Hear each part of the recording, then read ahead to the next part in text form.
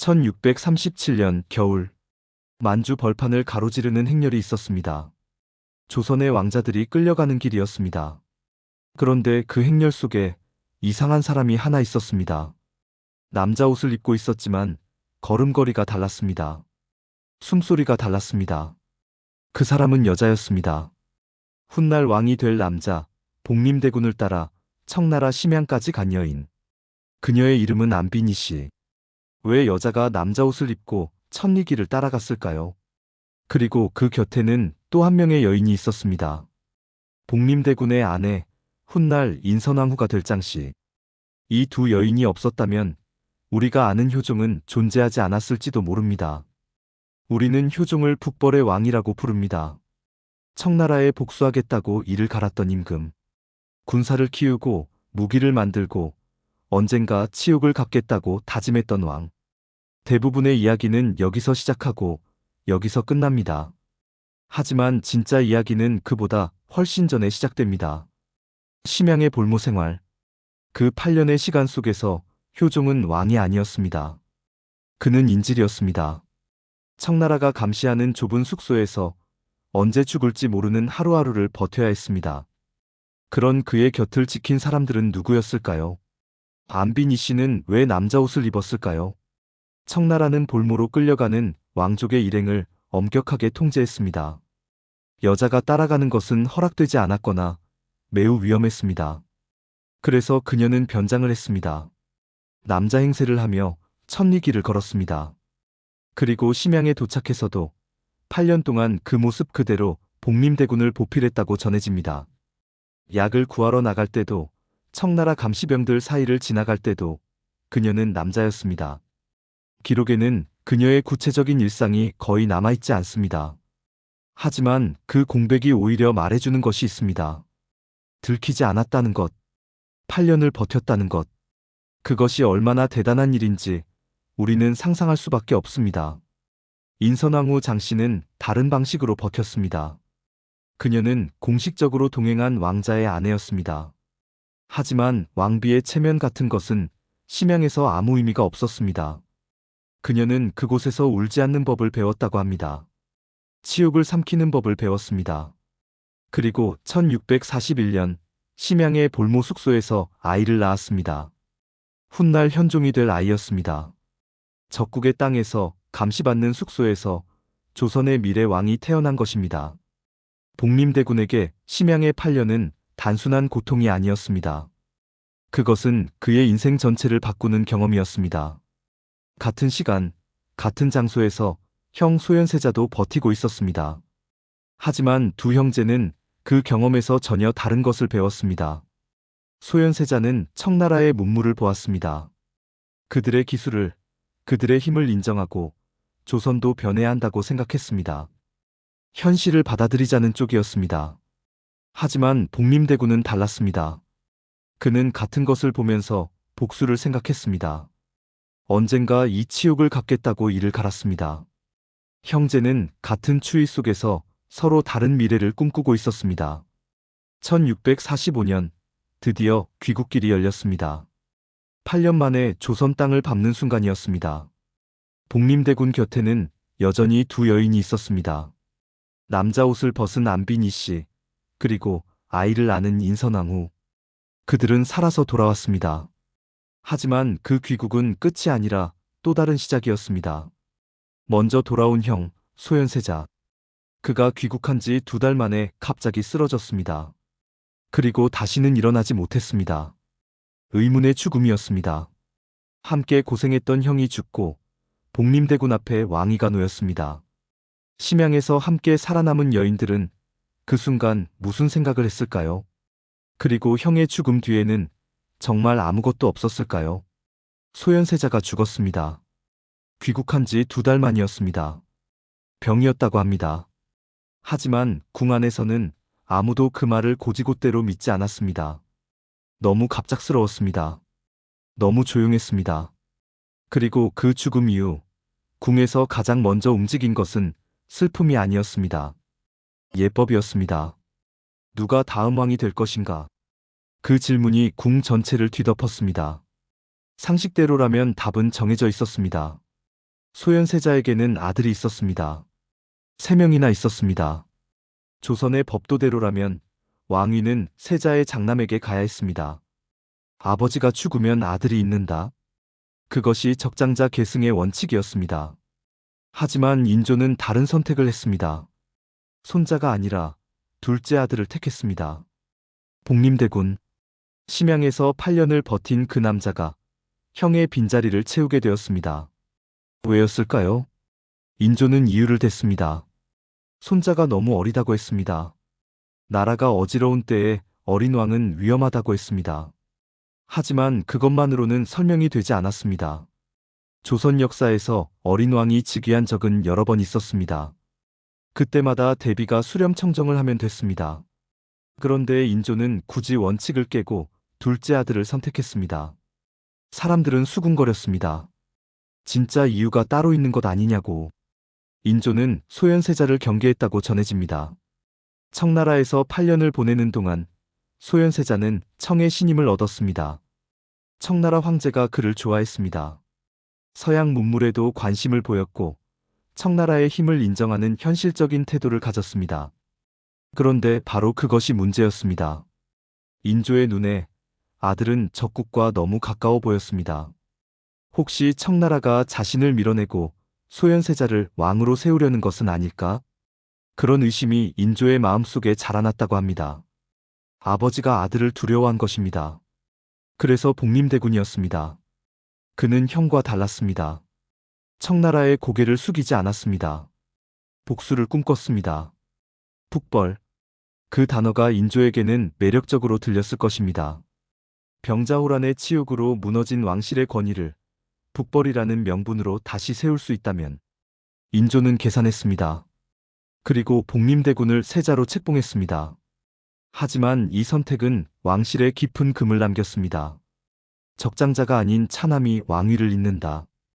이것은 단순한 가족 문제가 아니었습니다. 조선은 예법의 나라였습니다. 누가 정통인가, 누가 적법한 계승자인가. 이 문제는 왕실의 존재 이유와 직결되었습니다. 복림대군이 왕이 되는 순간 그의 정통성에는 작은 흠집이 생겼습니다. 그 흠집은 평생 그를 따라다녔습니다. 그리고 그가 죽은 뒤에도 그 흠집은 사라지지 않았습니다. 소현세자의 세 아들은 어떻게 되었을까요? 그들은 제주도로 유배되었습니다. 그리고 그곳에서 비극적으로 생을 마쳤습니다. 역사는 그들을 거의 기억하지 않습니다. 하지만 그 침묵이 오히려 무언가를 말해줍니다. 왕위를 물려받을 수도 있었던 왕손들이 왜 섬으로 쫓겨가 죽어야 했을까요?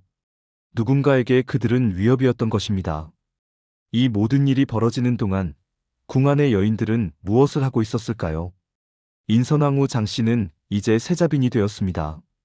심양에서 함께 고생한 남편이 왕위 계승자가 된 것입니다. 기뻐해야 할 일이었을까요? 하지만 그녀의 얼굴에서 기쁨을 읽기는 어려웠을 것입니다. 형의 죽음 위에 선 왕위, 조카들의 유배 위에 세워진 정통성. 심양에서 살아남는 법을 배웠던 그녀는 이제 궁에서 살아남는 법을 새로 배워야 했습니다. 그리고 또 한 명의 여인이 있었습니다. 장렬 왕후. 인조의 두 번째 왕비이자 복림대군에게는 계모였습니다. 그녀는 대비의 자리에서 모든 것을 지켜보고 있었습니다. 세자의 죽음, 왕손들의 유배, 그리고 둘째 아들의 즉위. 그녀의 입에서 나온 말은 기록에 거의 남아있지 않습니다. 하지만 그녀의 존재는 언제나 거기 있었습니다. 예법의 중심에서 왕실의 어른으로서. 훗날 바로 이 여인의 상복 한 벌이 나라를 뒤흔들게 됩니다. 하지만 그것은 아직 먼 이야기입니다. 1649년 인조가 죽고 복림대군이 왕위에 올랐습니다. 효종이었습니다. 심양에서 인질로 살았던 남자가 이제 조선의 왕이 되었습니다. 그의 곁에는 인선왕후가 있었습니다. 그리고 어딘가에는 안빈이 씨도 있었습니다. 8년 전 남자 옷을 입고 따라갔던 그 여인. 효종은 이제 무엇을 할 것인가? 심양의 치욕을 어떻게 갚을 것인가? 사람들은 그가 전쟁을 준비할 것이라고 생각했습니다. 북벌. 그 꿈을 이룰 것이라고. 하지만 전쟁을 준비하는 데는 칼만 필요한 것이 아니었습니다. 돈이 필요했고, 사람이 필요했고, 무엇보다 궁 안의 질서가 필요했습니다. 그 질서를 만드는 일에 여인들은 어떤 역할을 했을까요? 효종이 왕이 되자마자 한 일은 무엇이었을까요? 사람들은 당연히 군사훈련이라고 생각합니다.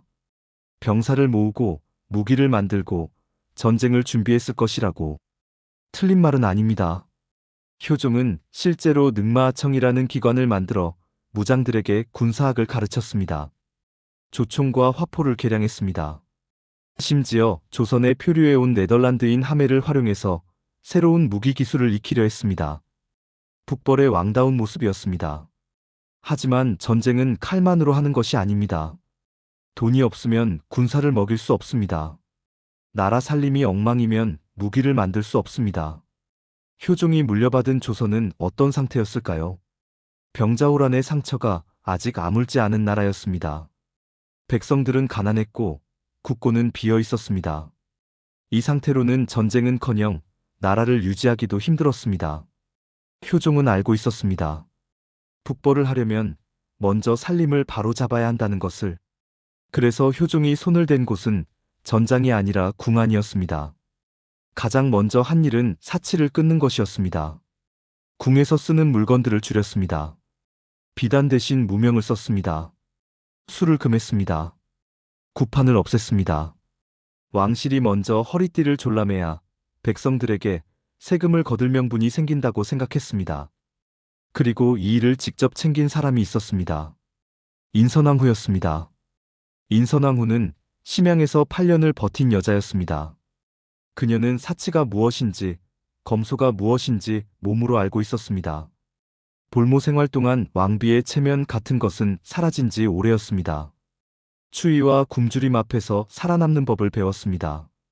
이제 그 경험이 쓸모가 있었습니다. 그녀는 궁중의 검소화를 직접 지휘했다고 전해집니다. 궁녀들의 옷을 간소하게 했습니다. 불필요한 잔치를 없앴습니다. 심지어 이불의 색깔까지 통일했다는 이야기가 있습니다. 군복을 만들고 남은 천으로 궁의 이불을 만들었다고. 작은 것 하나까지 아끼는 살림이었습니다. 인선왕후가 한 일은 그것만이 아니었습니다. 병자호란 때 청나라에 끌려갔다가 돌아온 여자들이 있었습니다. 환양녀라고 불렸습니다. 돌아온 여자들. 하지만 그 이름에는 따뜻함이 없었습니다. 사람들은 그녀들을 손가락질했습니다. 적국에 몸을 더럽힌 여자들이라고. 가족들조차 받아주지 않는 경우가 많았습니다. 갈 곳이 없는 여자들이 거리를 떠돌았습니다. 인선왕후는 그녀들을 외면하지 않았습니다.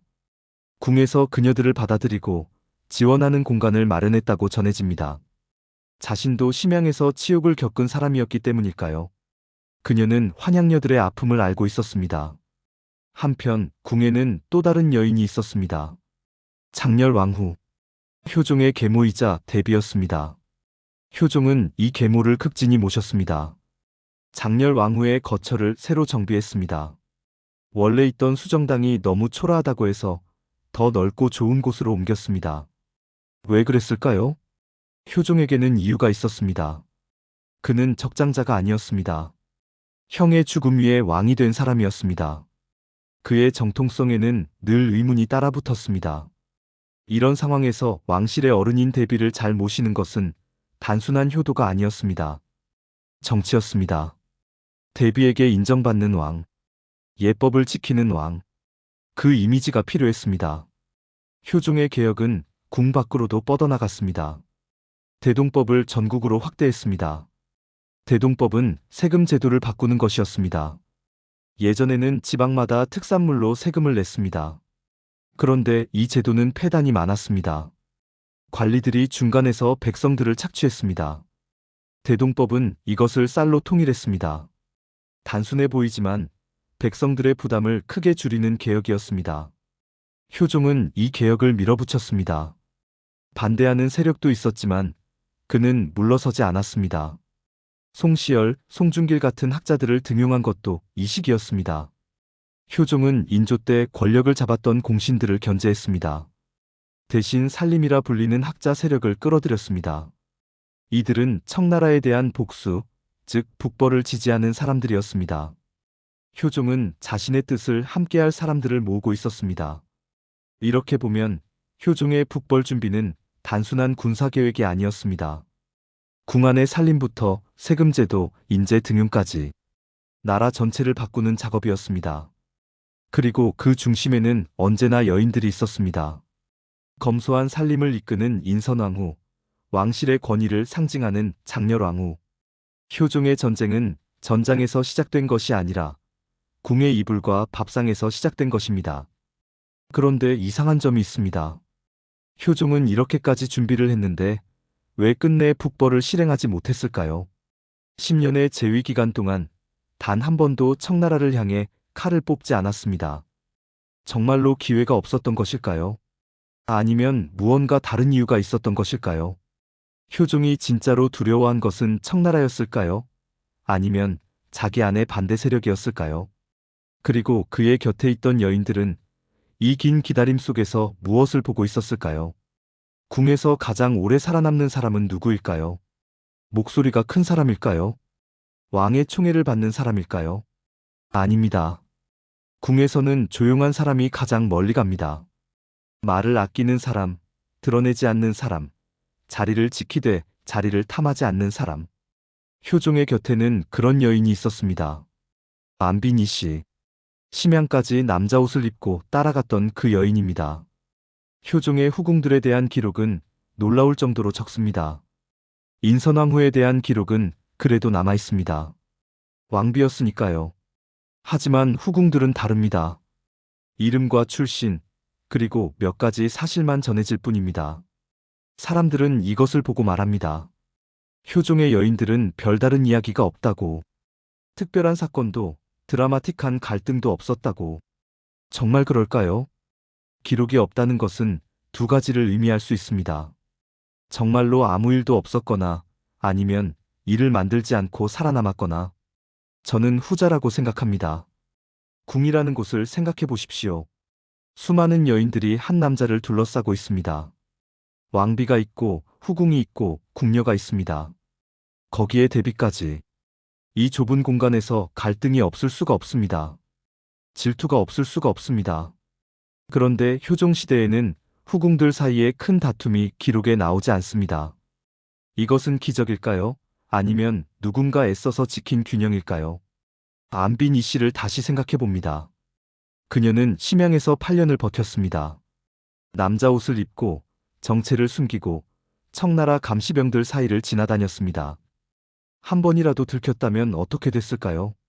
상상하기도 싫습니다. 그녀는 들키지 않았습니다. 8년 동안 단 한 번도. 이것이 무엇을 말해줄까요? 그녀는 자신을 드러내지 않는 법을 알고 있었습니다. 존재하되 존재감을 지우는 기술. 그것이 그녀의 생존 방식이었습니다. 궁에 돌아와서도 마찬가지였을 것입니다. 그녀는 왕비가 아니었습니다. 후궁이었습니다. 후궁의 자리는 언제나 위태롭습니다. 왕의 마음이 변하면 끝입니다. 왕비의 눈밖에 나도 끝입니다. 살아남으려면 선을 지켜야 합니다. 욕심을 부리면 안 됩니다. 안빈이 씨는 그 선을 정확히 알고 있었던 것 같습니다. 그래서 기록에 남은 것이 적은 것입니다. 사건을 만들지 않았으니까요. 인선왕후와의 관계는 어땠을까요? 정확한 기록은 없습니다. 하지만 두 사람은 심양에서 함께 고생한 사이였습니다. 같은 추위를 견뎠고 같은 치욕을 삼켰습니다. 그 경험이 둘 사이에 어떤 유대를 만들었을 수도 있습니다.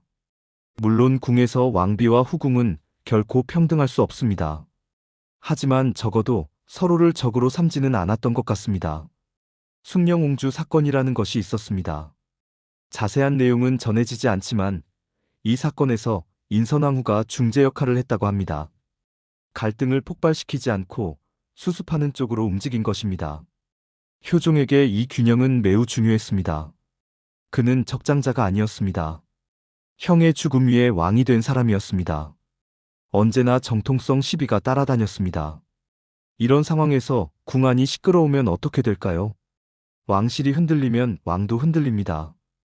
효종에게는 안정이 필요했습니다. 궁안의 여인들이 서로 다투지 않고 예법을 지키고 질서를 유지하는 것. 그것이 곧 왕권을 지키는 일이었습니다. 그래서 효종 시대의 여인들은 사랑을 다투지 않았습니다. 아니, 다툴 수 없었습니다. 왕실의 체면이 곧 왕의 권위였고, 왕의 권위가 곧 나라의 질서였습니다. 후궁이 왕비를 넘보는 순간, 그것은 개인의 욕심이 아니라 왕실 전체를 뒤흔드는 일이 됩니다. 효종의 여인들은 그것을 알고 있었습니다. 그래서 조용했습니다. 그래서 기록이 없습니다. 그 침묵이 바로 그녀들의 정치였습니다. 안빈 이 씨의 공로는 훗날 인정받았습니다. 효종이 살아있을 때는 아무런 품귀도 받지 못했습니다. 7년 동안 그냥 후궁으로 지냈습니다. 하지만 현종 때, 숙종 때 그녀의 심양 보필 공로가 재조명되었습니다. 1686년 숙종은 그녀에게 정일품 안빈이라는 칭호를 내렸습니다. 남자 옷을 입고 8년을 버틴 그 충성을 인정한 것입니다. 심지어 숙종은 그녀의 제사를 왕실에서 영구히 지내도록 허락했습니다. 후궁으로서는 극히 드문 대우였습니다. 조용히 살았던 여인이 죽어서 가장 큰 인정을 받은 것입니다. 하지만 이 모든 균형에는 한 가지 전제가 있었습니다. 왕이 살아있어야 한다는 것. 효종이 있기에 인선왕후가 왕비였고, 효종이 있기에 안빈이 후궁이었습니다. 효종이 사라지면 모든 것이 달라집니다. 그리고 1659년 그 일이 일어났습니다. 효종이 쓰러진 것입니다. 종기가 생겼습니다. 의원이 침을 놓았습니다. 그런데 피가 멈추지 않았습니다. 왕은 그렇게 돌아오지 못했습니다. 41살이었습니다. 왕의 죽음은 병 때문이었을까요? 아니면 실수 때문이었을까요? 그리고 왕이 사라진 궁에서 여인들은 어떻게 되었을까요? 10년 동안 지켜왔던 균형은 과연 왕 없이도 유지될 수 있었을까요? 1659년 5월 효종의 얼굴에 종기가 났습니다. 처음에는 대수롭지 않게 여겼습니다. 종기는 흔한 병이었습니다. 의원이 침을 놓으면 고름이 빠지고 며칠이면 낫는 것이 보통이었습니다. 그런데 이번에는 달랐습니다. 의원 신가기가 침을 놓았습니다. 고름이 나왔습니다. 그런데 피가 함께 나왔습니다. 그리고 그 피가 멈추지 않았습니다. 왕은 점점 창백해졌습니다. 손을 쓸 수가 없었습니다. 그렇게 효종은 눈을 감았습니다. 41살이었습니다. 너무 허무했습니다. 8년의 볼모 생활을 버텼습니다. 형의 죽음을 넘어 왕이 되었습니다. 10년 동안 북벌을 준비했습니다. 군사를 키우고 무기를 만들고 나라 살림을 바로잡았습니다. 그 모든 것이 침 한 방에 무너졌습니다. 청나라를 향해 칼을 뽑아보지도 못하고 효종은 그렇게 떠났습니다. 사람들은 한탄했습니다. 북벌의 꿈이 사라졌다고. 효종의 이야기는 여기서 끝이라고. 하지만 끝이 아니었습니다. 왕의 죽음은 끝이 아니라 시작이었습니다. 효종이 눈을 감자마자 궁에서는 새로운 전쟁이 시작되었습니다. 칼이 아니라 옷으로 싸우는 전쟁이었습니다. 상복을 둘러싼 전쟁. 기의 예송이라고 불리는 이 사건은 효종의 여인들을 역사의 중심으로 끌어올렸습니다. 문제는 이것이었습니다. 효종의 계모인 장렬 왕후가 상복을 얼마나 오래 입어야 하는가. 이상하게 들릴 수도 있습니다. 상복이 뭐가 그렇게 중요하냐고. 하지만 조선에서 상복은 단순한 옷이 아니었습니다. 예법이었습니다. 그리고 예법은 곧 정치였습니다. 장렬 왕후가 3년 상복을 입으면 효종은 적장자와 같은 대우를 받는 것입니다. 정통성을 완전히 인정받는 것입니다. 하지만 1년만 입으면 어떻게 될까요? 효종은 어디까지나 차남이라는 뜻이 됩니다. 적장자가 아니라 대리인이라는 의미가 됩니다. 서인과 남인이 갈라졌습니다. 송시열을 중심으로 한 서인은 1년을 주장했습니다. 효종은 차남이니까 장자에게 적용하는 예법을 쓸 수 없다는 것이었습니다. 반대로 남인은 3년을 주장했습니다. 효종이 왕위를 이었으니 장자와 같은 예우를 받아야 한다는 것이었습니다. 상복 하나를 두고 조정이 둘로 쪼개졌습니다. 신하들이 서로 물고 뜯었습니다. 결국 1년으로 결정이 났지만 이 싸움은 여기서 끝나지 않았습니다. 15년 뒤 인선왕후가 죽었을 때 또다시 같은 논쟁이 벌어졌습니다. 예송은 한 번이 아니라 2번이었습니다. 이 싸움의 중심에는 여인들이 있었습니다. 장렬 왕후는 상복을 입는 당사자였습니다. 그녀가 무슨 옷을 입느냐가 곧 효종의 정통성을 결정했습니다. 인선왕후는 남편을 잃은 미망인이었습니다. 하지만 슬퍼할 틈이 없었습니다. 아들인 현종이 왕위에 올랐고 그녀는 대비가 되었습니다. 장례 절차를 지켜야 했습니다. 예법에 어긋남이 없어야 했습니다. 심양에서 배운 생존의 기술이 이제는 장래의 기술이 되었습니다. 효종이 10년 동안 쌓아 올린 것들은 어떻게 되었을까요? 북벌의 꿈은 사라졌습니다. 효종이 없는 북벌은 의미가 없었습니다. 아들 현종은 아버지와 달랐습니다. 전쟁보다는 안정을 원했습니다. 효종이 등용했던 송시열 같은 신하들은 여전히 권력을 잡고 있었지만 방향은 달라졌습니다. 북벌 대신 예송이 조정을 지배했습니다.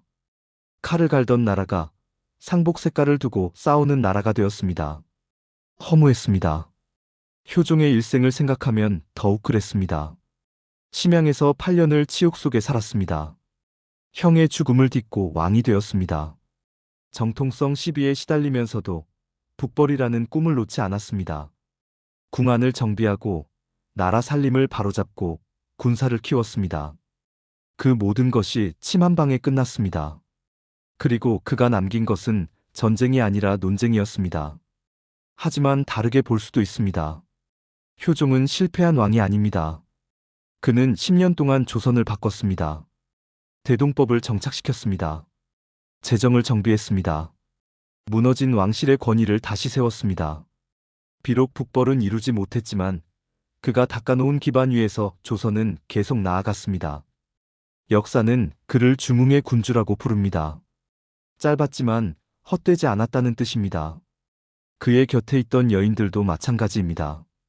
인선왕후는 심양에서 살아남았고 궁에서 살아남았고 남편이 죽은 뒤에도 살아남았습니다. 그녀는 대비로서 아들의 치세를 지켜보았습니다. 안빈이 씨는 끝까지 조용했습니다. 하지만 그 조용함이 결국 인정받았습니다. 장렬 왕후는 상복 논쟁의 중심에 섰지만 그녀 자신은 아무 말도 하지 않았습니다. 그저 예법이 정한 대로 옷을 입었을 뿐입니다. 효종의 전쟁은 청나라와의 전쟁이 아니었습니다. 그의 전쟁은 치욕을 견디는 전쟁이었고 정통성을 지키는 전쟁이었고 궁안의 질서를 유지하는 전쟁이었습니다. 그리고 그 전쟁의 곁에는 언제나 여인들이 있었습니다. 남자 옷을 입고 심양까지 따라간 여인, 울지 않는 법을 배운 여인, 상복 한 벌로 역사를 뒤흔든 여인. 효종의 이야기는 그녀들의 이야기이기도 합니다. 왕은 죽었습니다. 하지만 여인들은 남았습니다. 그리고 그녀들이 남긴 이야기는 다음 세대로 이어집니다. 현종의 여인들.